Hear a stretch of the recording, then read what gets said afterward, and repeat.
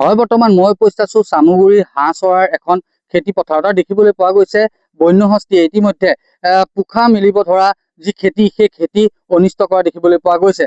মই পোনপ্ৰথমে ND24 দৰ্শকসকলক সেই খেতিডৰা দেখুৱাবৰ বাবে মই সহযোগী সাংবাদিক গৰাকীক অনুৰোধ জনাইছো। এয়া হৈছে চামগুৰি হাঁহ চৰাৰ এডৰা খেতি, যিডৰা খেতি বন্যহস্তীৰ জাকে আহি এইদৰে অনিষ্ট কৰিছে আৰু তাৰ ফলত যথেষ্ট অস্বস্তিত পৰিছে কৃষকসকল, কিয়নো এয়া আৰম্ভণিহে। প্ৰতি বছৰৰ দৰে এই বছৰো দেখিবলৈ পোৱা গৈছে আৰম্ভণিতে খেতি আৰম্ভ কৰাৰ যি আৰম্ভণিতে বন্যহস্তী জাকে আহি এইদৰে যি তেওঁলোকৰ সপোনৰ খেতিডৰা অনিষ্ট কৰা দেখিবলৈ পোৱা গৈছে। মোৰ লগত এই মুহূৰ্তত এগৰাকী চহা কৃষক আছে। তেখেতৰ যি মাটিডৰা, সেই মাটিডৰা যিগৰাকী মালিক তেখেত মোৰ লগত উপস্থিত আছে। মই তেখেতৰ পৰা কিছু মন্তব্য ল'বলৈ চেষ্টা কৰিম। কি ক'ব, প্ৰতি বছৰৰ দৰে এই বছৰো আপোনাৰ যি সপোনৰ খেতিডৰা বন্যহস্তীয়ে আহি অনিষ্ট কৰিছে? চাওক, আপোনাৰ 2018 চনৰ পৰা হাঁচোৱা বোৱাৰী গাঁওখনত মানে হাতী বাসস্থান হিচাপে মানে পৰিগণিত হৈছে। কাৰণ কি, তেওঁলোক গোটেই বছৰটোৱে থাকে, কিন্তু এতিয়া সংখ্যাটো বাঢ়ি যায়। এতিয়া আগতে যদি 2টা আছিলে, এতিয়া মানে 5টা 6টা দল আহিবলৈ লৈছে। ফলত কি হৈছে, আজি চাওক এই পোখা নোলোৱা মানে পোখা হৈছেহে যেন সেয়া যোৱা ৰাতি আপোনাৰ এইটো হৈছে 6 বিঘা দাগ, সেই 6 বিঘা দাগটো গোটেইটো মানে তহিলং কৰি থৈ গ'ল।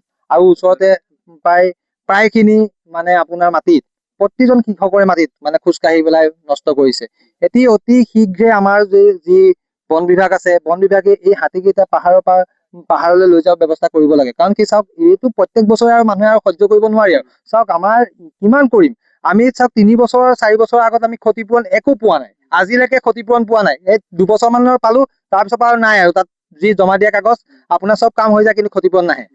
কিন্তু এতিয়া চাওক, যোৱা বছৰ মই 56 বিঘা মাটি খেতি কৰি পেলাই আপোনাৰ প্ৰায় 30 বিঘা মাটি ধান নেপালো, আৰু বাকী কেইটা পালো চৰকাৰৰ ঘৰত দি পেলাই কিবা এটা পাই পেলাই সকাহ পালো। ভাবিছো কি এইবাৰ চাগে নাহিব তেওঁলোক হাতী, কাৰণ কি যিহেতু বহুতো মানে আমাৰ চালনা ৰেঞ্জৰ বহুত ভাল তেখেতসকলে ব্যৱস্থা কৰি পেলাই খেদিব বুলি ভাবিছো। কিন্তু যোৱা ৰাতি আহি গোটেইখিনি খালে। এইবাৰ মই 60 বিঘা মাটি খেতি কৰিছিলো, এতিয়া আপোনাৰ প্ৰায় 12-14 বিঘা মান খালি। এতিয়া মই চাওক ক'ৰ পৰা পাওঁ, আমি মানে ধাৰ কৰি লোকৰ পৰা লোন লৈ পেলাই আমি খেতি কৰো। সেই খেতি কৰি পেলাই আমি ক'ৰ পৰা আমি ধাৰ মাৰিব পাৰিম? চাওক, এতিয়া আমাৰ বন মন্ত্ৰী মহোদয়ে কৈছে যে প্ৰতি বিঘাত 8,000কে টকা দিব, কিন্তু এতিয়া আমি কেতিয়া পামগৈ?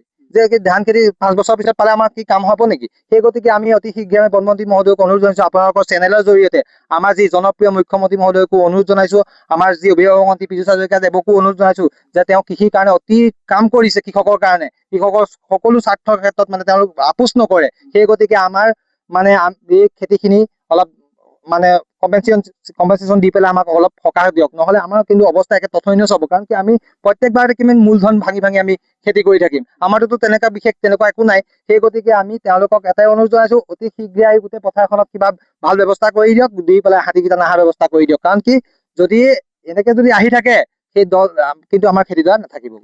বন বিভাগ এই ক্ষেত্ৰত বিফল বুলি ভাবে নেকি? চাওক, বিফল বুলি নকওঁ, সফল বুলি নকওঁ। তেওঁলোকৰ সফলতাৰ বহুতো উদাহৰণ আছে, বিফলতা কিন্তু তাতকৈ বেছি উদাহৰণ আছে। কিন্তু সেই গতিকে তেওঁলোকে বিফল বুলিয়ে ক'ব পাৰি বৰ্তমানলৈকে। কাৰণ কি তেওঁলোকে এই হাতীকেইটাক খেদি নিব পৰা নাই। এই ক্ষেত্ৰত আপুনি চৰকাৰ প্ৰশাসনৰ কি অনুৰোধ জনাব? আমি শেষত এটাই অনুৰোধ কৰিছো, আমাৰ মুখ্যমন্ত্ৰী মহোদয়লৈকো, যে এই DFO মহোদয়লৈকো অনুৰোধ কৰিছো, আমাৰ অভিভাৱক মন্ত্ৰীলৈকো অনুৰোধ কৰিছো, আমাৰ বনমন্ত্ৰী দেৱলৈকো অনুৰোধ কৰিছো, আনহাতে আমাৰ ৰাজহ চৰকাৰ বিষয়া মহোদয়কো অনুৰোধ কৰিছো, তেওঁ আহি এইখিনি পৰিদৰ্শন কৰি আমাক কি ভাল এটা কিবা ব্যৱস্থা কৰক, যে আমাৰ কৃষকসকলৰ কাৰণে, কৃষকসকলৰ স্বাৰ্থত।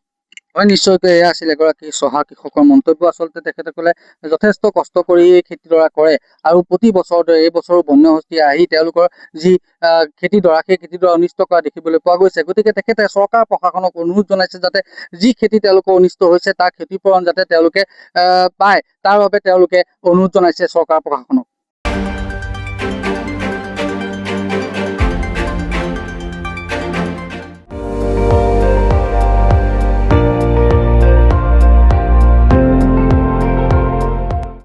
আপুনি চাই আছে ND24, সৰ্বশ্ৰেষ্ঠ নহয়, সৰ্বোত্তমৰ দৌৰ।